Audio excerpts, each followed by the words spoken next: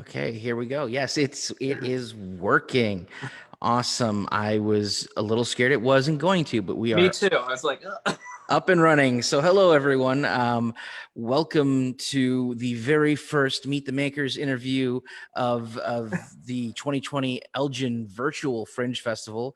Obviously, we can't be here in we can't be here together in person, but I'm actually in the gallery here at Side Street Studio Arts, surrounded by the amazing visual art that that is part of this year's festival, which you can still come out and check out on Fridays, Saturdays, and Sundays for the rest of the month. But even though we are not meeting in person, we get to meet virtually, which is still an amazing thing. And with me today is an amazing artist, a mind reader, someone who this is her second year with the festival, Jacob Mayfield. Hi. What an introduction. Thank you so much for having me. I didn't realize this would be the first one of the series. So I'm hopeful that we set a positive tone for everyone. Right? And not a trend of disaster. Don't worry, it's your first time. You're the first person being interviewed. It's my first time as the artistic director of the festival, so we're all in this as newbies. So it's great. So I did mention that you are a mind reader. That's the term you used in your show description. Is that the proper term for that then? That's a great question. So normally when I'm billed, not from like ComEd, but like for publicity purposes, it's normally Jacob Mayfield, mind reader, mentalist, and psychic entertainer. And I think probably the most technical, the most accurate and technical label for me would probably be a mentalist. And a lot of people are familiar with what a mentalist is, but a lot of people are not. So I've done events before where someone says, "Oh, you're a mentalist. Is that like a psychiatrist?" And it's like, oh no, those aren't the same thing at all. And of course, what I try to do is create something that feels very amazing, very unusual. I always say in my shows, I'm never quite sure exactly what's going to happen. So there is a little bit of an intuitive side. So we also include psychic entertainer. I think it just creates a nice holistic view of kind of the performances and art I make. That's great. That is really great to know. And it's kind of surprising that people don't know what a mentalist is when there was that CBS TV show for like all those years called The Mentalist. But that's interesting. That's amazing. So how did you end up going into mentalism? Is that something you've always had kind of a knack for? That's a great question. So when I look at my family history, one side was very in the entertainment industry. The other side was very much in more of a mystic interest. And mentalism was the perfect blending of both of those things. When I was a teenager, I did much more kind of traditional stage magic. Have actually pulled a rabbit out of a hat. I mean, very few people have actually done that. I did very traditional magic for a while, but I really found that what I loved to do was something that felt very real and was very understated and impossible, and really would help spark conversations after the show. One of my favorite things to do is after a performance, sometimes I'll get to mix and mingle with the audience a bit, and getting to hear their reactions and their conversations are always really interesting. And for me, that's almost as exciting as the show is hearing their reactions, their thoughts. I'll never forget this review. I had done a show and a little old lady comes up to me and she says, what you do is really creepy, but you seem really friendly. So I liked it. And that will forever be my favorite review. Just this little lady being like, it's kind of creepy, but I like you. So I'm always, I'll do when performing live, I do a variety of events, both private events, corporate events, colleges and campuses.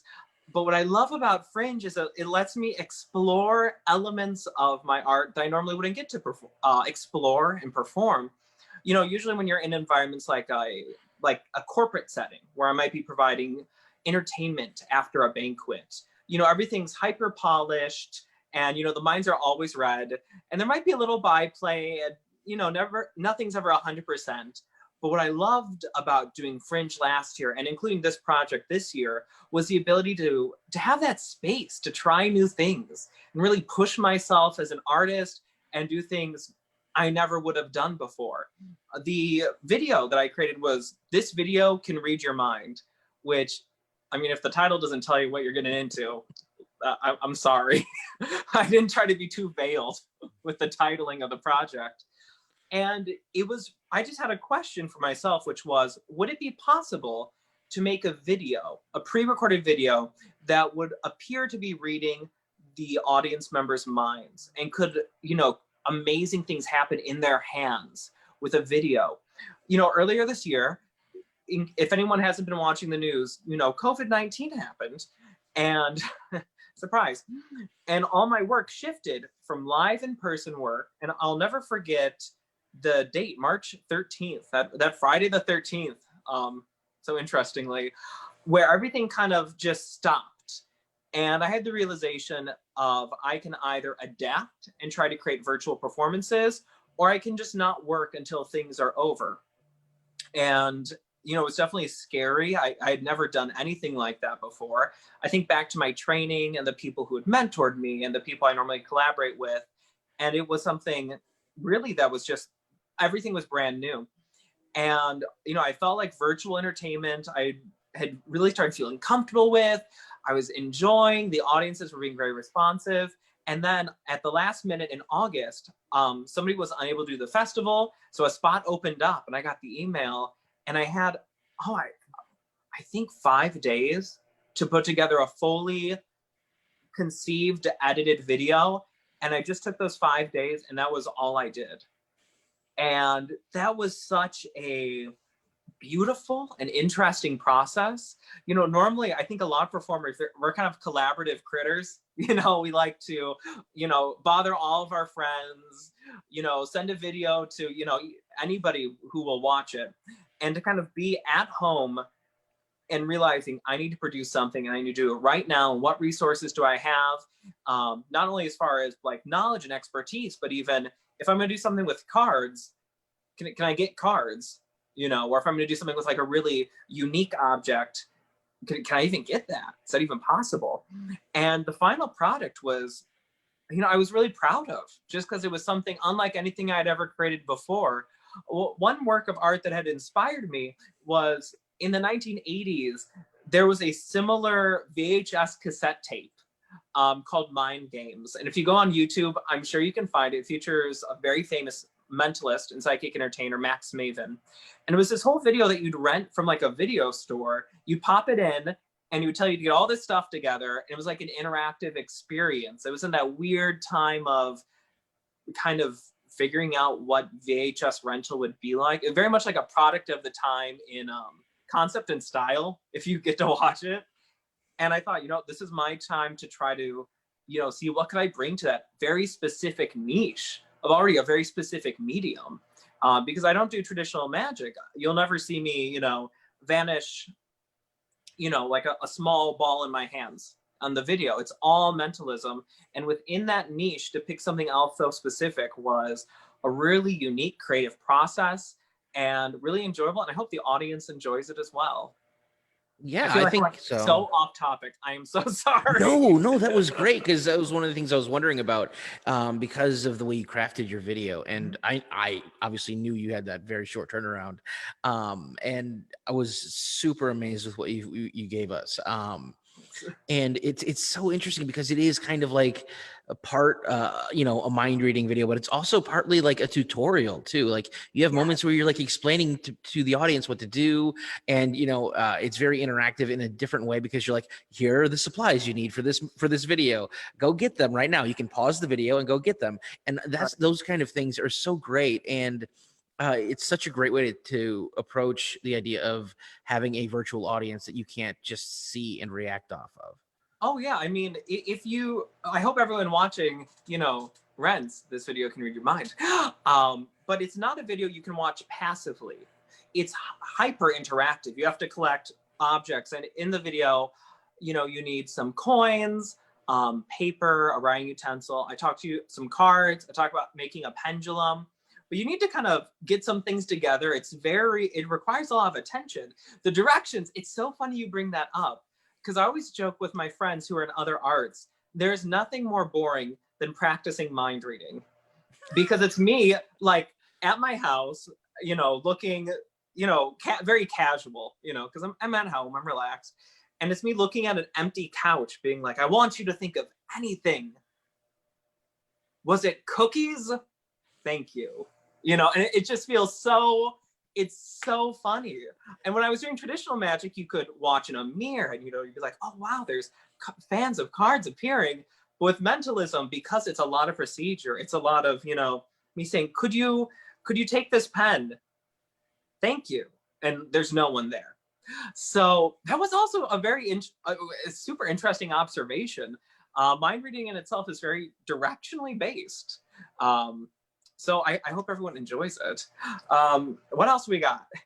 So no, that's a good point, like directionally based. And that kind of makes me, I kind of want to ask you a little bit about your approach to mind reading, because obviously there are different levels of mind readers who are open or a little bit less open about their methods or whatever. And I'm not sure where you fall on that spectrum, but ask me and we'll find out. Sure. Do you see yourself as more like the I am psychic, the mind reader, or are you more of the there's a method to the madness to get to that point? That's a great question. So one thing that comes up a lot in mind reading and mentalism and psychic entertainment is the idea of a disclaimer. So before you start the performance, you say, ladies and gentlemen, everyone, I'm a mere mortal. And then you're supposed to start the show. And the issue I always found with that was, one, if you go see Macbeth, like the actors don't go on stage and state like, we're not going to kill anyone. We're not even Scottish. This is all just for giggles, And the other thing too is, I think it's very challenging to change someone's beliefs. So I could go on stage and say, I have intense occult powers. And there will be people who'll be like, no, you don't. And I could also go on stage and say, I'm just using science. And there'll be people who say, no, you're not.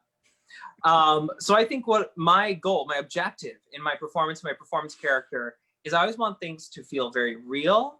And I want people to feel like they can come to their own conclusions and have those debates after the show. My favorite thing to hear after a show is maybe a date came to see the show and I hear them talking. They're like, well, yeah, that part, like I couldn't figure it out, but then how could he even do that part and it's those kind of that gray area that I think for a lot of people, there's a very artistic side that's very stimulating to mind reading performances, but there's also that very kind of right brain technical side.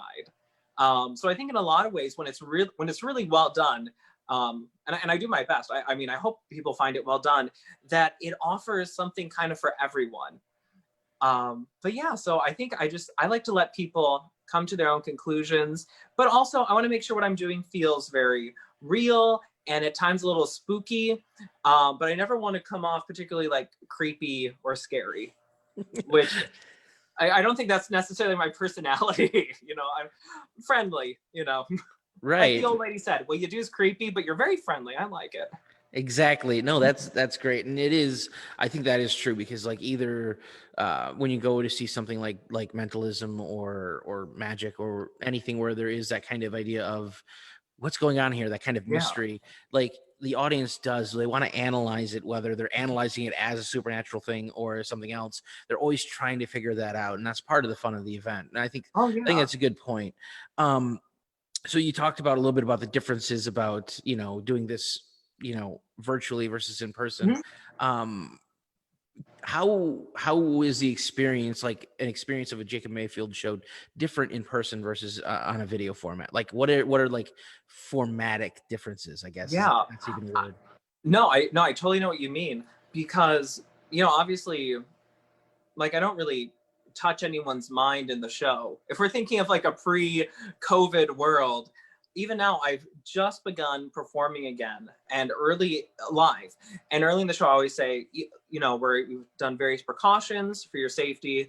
If you don't feel comfortable at any point in the show, you at no point do you ever need to feel compelled to participate.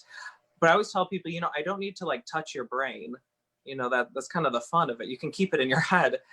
I think some of the big differences is in the live show, some of my favorite parts are I do a second side act with my husband, and that's where he's blindfolded and he tells audience members cards they select, important dates in their life. He'll reproduce drawings that they're thinking of.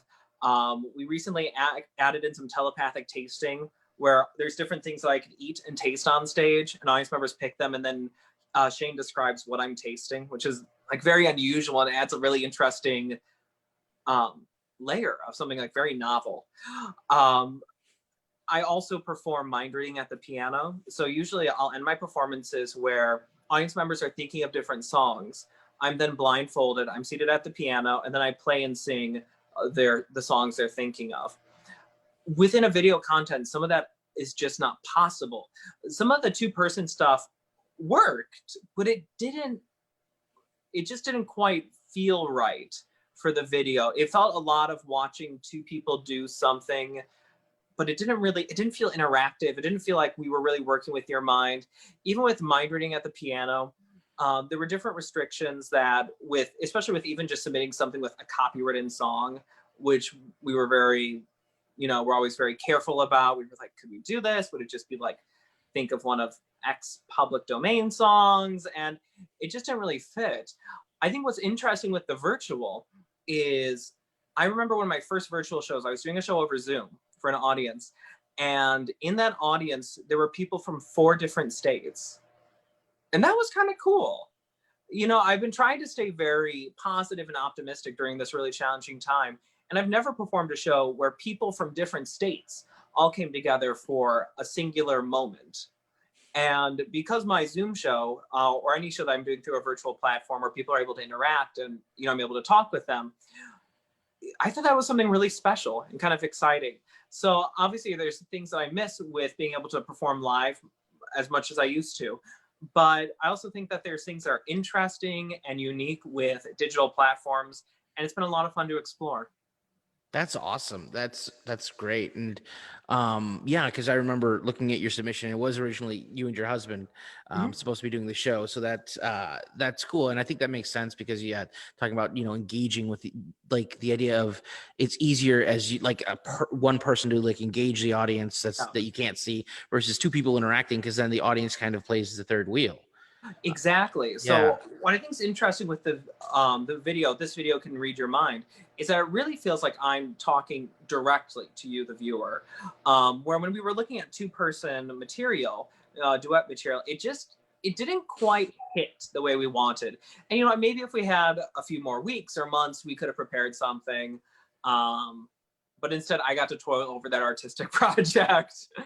But you know, that's the great thing about marriage. Sometimes you divide and conquer, and that's the magic of partnership, right? Yeah, for sure. Cool. How about a little bit of behind the scenes? Like you shot, like most of your video is shot from basically the same shot you're at right now, right? Yes. With the brick wall behind you, Sure. which is really cool. And you know, with a couple of like overhead shots of like the coins at one point and stuff like Yeah. that. But did you find yourself having to do like a lot of takes just because of like the awkwardness of not having an audience? It's so different because when you think of someone who goes to school for acting, like I have friends who, you know, they're professional actors. Acting for camera and acting on stage are completely different disciplines. So like right now, instead of me making eye contact with various people in the audience, I almost wish I could show you kind of my view, but I am looking at an arrow that's pointing at a dot. And that's how I'm trying to look as if I'm being engaged. So I'm not even quite looking at you. I'm so sorry. Because I want to look like we're making great eye contact. And in order to do that, I can't. As far as how things were filmed, some people had really positive comments. They're like, it looked great. And I was like, really? And for me, like right now, these bricks are not real bricks. You know, I won't give away some secrets, but I'll give away that one. They're not real. They're currently covering up a COVID home improvement project that is still not completed, which I'm sure many people watching and listening can relate to. What I found interesting, and how detailed do you want me to go into the filming process? I don't know if that's interesting or boring to people. I find it interesting, so go into So it I'm as gonna, much as you'd like. okay. So I filmed everything on an iPhone, which a lot of people were very surprised about. And when you film on an iPhone, to get the highest quality camera is the one that is facing away from you. So right now I'm on selfie mode, so I can kind of, I'm looking at the arrow with the dot, and I can kind of monitor out the corner of my eyes, like, does he look engaged? Is this going well? Okay, great. So I flipped around, had the arrow, put up the backdrop, put up a ring light. Ring lights, they're huge. I feel like the world's fanciest beauty blogger. I'm not, but so that's kind of the original filming. Everything that's me in front of a brick, I think, was probably about maybe an hour of footage. What's interesting is all the stuff that's like overhead and not. So one thing I really wanted to explore was stop motion. And you may have noticed in the video, there was no true stop motion. And that's because it's hard. Like, to be honest, because it was hard and time consuming. But there's one point in the video where I'm going over the materials. And I thought, wouldn't it be great to have an overhead shot? And as I bring up the materials, I'll tap on the table and it'll appear under my finger, which obviously is a camera trick, but it's interesting to watch and kind of, it breaks things up. 30 minutes of just my face is a fate I wish on no one. A little variety. So I remember filming it. I had to bring out 2 dining room chairs, put it over the coffee table. Then I had 2 yardsticks. I then laid the phone on top of the 2 yardsticks. I had to get out the remote, so I didn't touch the phone, so it would all be the same shot. And then I used the ring light, but I was also thinking, I'll use natural light, because natural light is very flattering. It looks great. But because of that, the lighting switched throughout the takes, which is an issue with stop motion. You have to have very controlled lighting. And really what I did, to be clear, is not true stop motion. It's kind of like your tricycle to like exploring that. And I was like, well, this would just be a nice thing to try. I've never done it. And editing it so that all the colors looked consistent was very challenging. I also, when I did the first version of the video, I sent it off to a director that I use a lot, and she had some very interesting thoughts. One thing that she added that originally was not in the original cut was, at the end, I tell the story about a voodoo doll. And she said, what'd be great is if you could take us to the spot, like take us to where it happens. So in the story, I talk about it being in a small box on my bookcase. And I went and I filmed my bookcase with the box. I kind of, filmed the whole like vignette.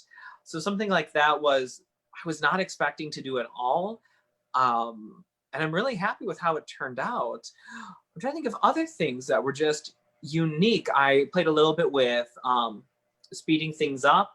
So at one point I'm doing a drawing in the video, and that drawing probably took me, due to a lack of artistic abilities, probably like 12 minutes to just be like very careful, make sure everything looks neat. And I condensed it into like 12 seconds, like something just super, super fast. I'm trying to think of, so that was new, exploring like, speeding up, stretching time, that kind of first baby step into stop motion. That's something I would love to explore again in the future. It is incredibly detail oriented. Something else that's in the video that's I think is kind of interesting is I talk about how you can like tell someone's fortune with playing cards. And I provide like a worksheet so that it's really easy to follow along. So editing that and getting onto the website, so there's a link. So it's very interesting. You kind of get materials together, you follow along. There's things you can do online. There's elements that are kind of beyond just me talking in front of bricks, but involve overhead and kind of exploration of editing. I also did a montage, not a montage, but various slides where I was talking about astrology. And I thought, what might enhance this is just adding pictures. This is not what I would call the artistic discovery of the century, folks, But even something like that, my field of specialty is reading minds, and to explore something like, well, what would I want this to look like visually? What kind of images would I want to use? What kind of transitions? Would they just be cuts? Would I do cross dissolves? Would I have them do any zooming in, unzooming within the image? And stuff like that it really stretched me in a really unique way artistically. And like you said earlier, the idea of normally I'm working for people, and being able to work off their energy and play the room and see what their reactions and adjust the performance. And to just play to a camera was something totally different for me, and I think was a huge growth experience and a lot of fun. That's really cool. I really appreciate all that behind the scenes like insight. I think like talking about the I'm voodoo sure we doll lost and somebody who was just like, nope. fair enough. For me, it was Yeah. great, and I think part of it is because all of us right now are in that kind of journey of discovery Oh, yeah. with video or online formats, because we're all like, how do we do something that we normally do in front of people? And I loved how you took the voodoo doll and all of that. That was really cool. One more question. Oh yeah. Because of like the style of your show, the fact that it's something that you're really trying to engage the viewer, and asking the question of, can this video read your mind? Did you test it out on people before you turned it in, or? I did. It's funny. So I always test everything first on my husband, and nothing ever works on him. Which I think if you're married, you're like, I understand that feeling. Because he's seen so much and he's experienced so much, it just never really, like, certain things just don't click. So I done a test run with him, and then I did a test run with my director.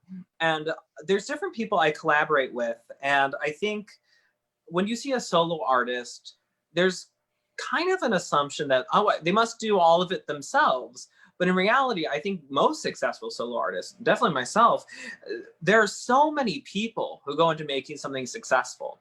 So I sent the video over to my director, who has no mind reading, mentalism, magic, variety arts experience. She's purely a theatrical director. And I was like, Robin, watch the video, take notes. We'll schedule a meeting over Zoom, and then I'll make all the edits and adjustments. So I remember working with her. Some of the material I had done earlier, but completely like redid.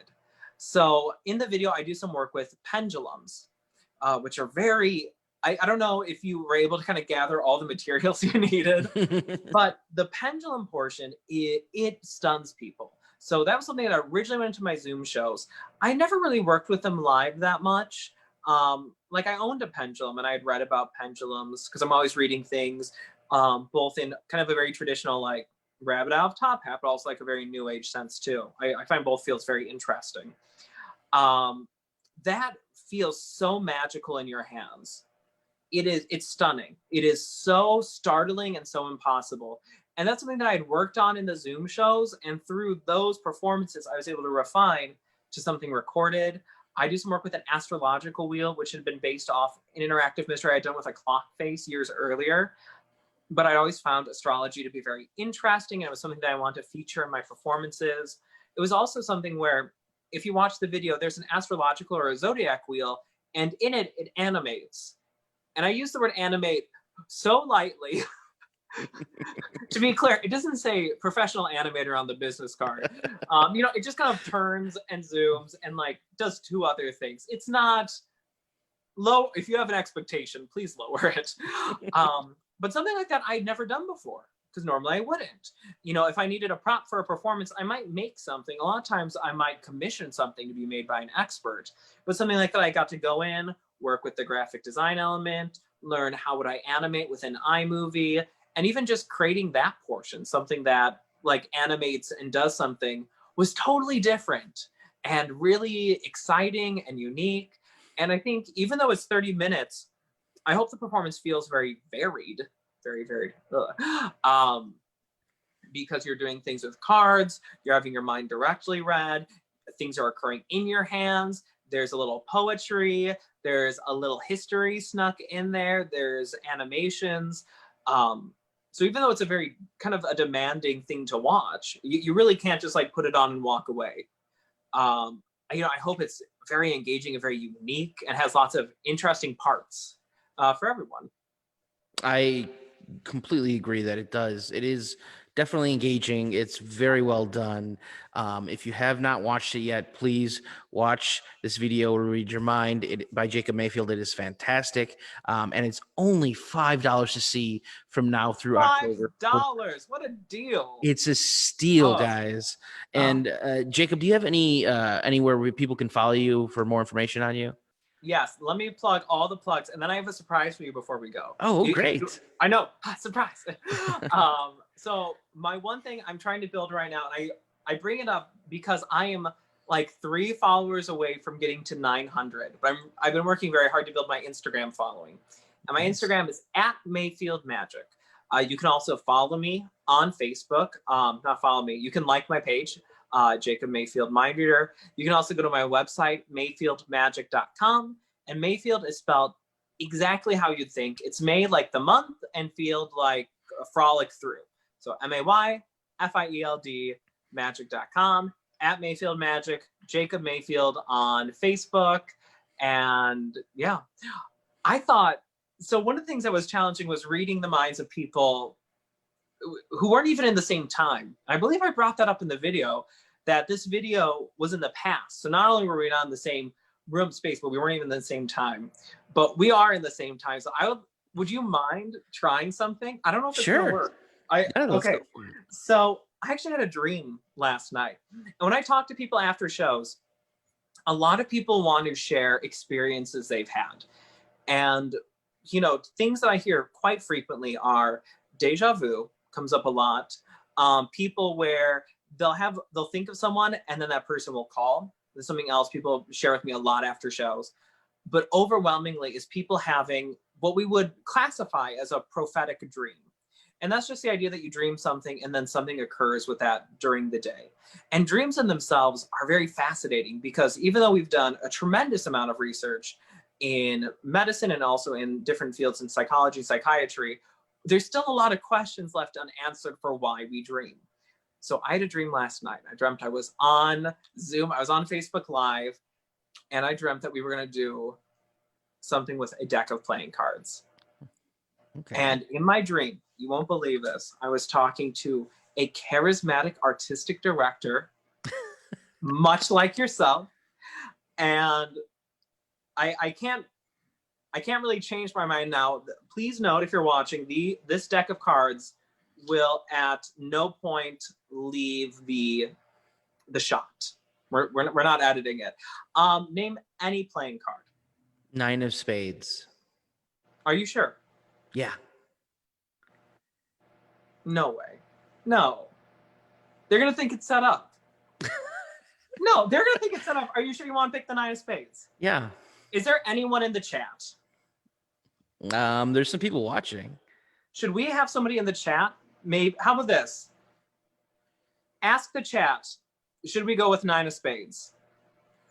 If anybody disagrees that is watching live, please let us know now. If you want to call us on some jiggery pokery, this is your one moment. But okay, so we'll wait with bated breath for a moment in the chat. There's no one disagreeing with 9 of spades. So. Okay, I'm gonna get this really close. So when I had my dream, I dreamt that you picked a card. I woke up and next to my bedside table, I always keep a pack of playing cards, which isn't unusual. I mean, I use cards all the time. And I flipped one card over. Now, we've corresponded a little bit via email, correct? Mm-hmm. But have we ever met in person? Briefly at last year's festival. Right? Yeah. I was like, I feel like we've met. But a year ago. Mm-hmm. And do you feel confident that the 9 of spades was a free choice? Oh, yeah, completely free. Well, sometimes dreams really do come true. And there's the 9 of spades. If you want to see something like this, please rent This Video Can Read Your Mind. Thank you so much for having me on tonight. I really appreciate it. Thank you, Jacob. This has been fantastic. Thank you for watching tonight, everyone. Just so you know, the festival goes through October 4th. Like we said, passes for one show are $5, but you can get all of the shows for $50. You can watch all the videos for only $50, which is an amazing thing. So keep that in mind. Also, if you're in the Elgin area, you can come check out the gallery. It's open Fridays, Saturdays, and Sundays. And I just want to thank everyone for watching tonight. Thanks again to Jacob Mayfield. We'll be back tomorrow at noon, and I'll be talking to artist Krish Mohan. So stay tuned for that one. Thank you guys so much for joining us.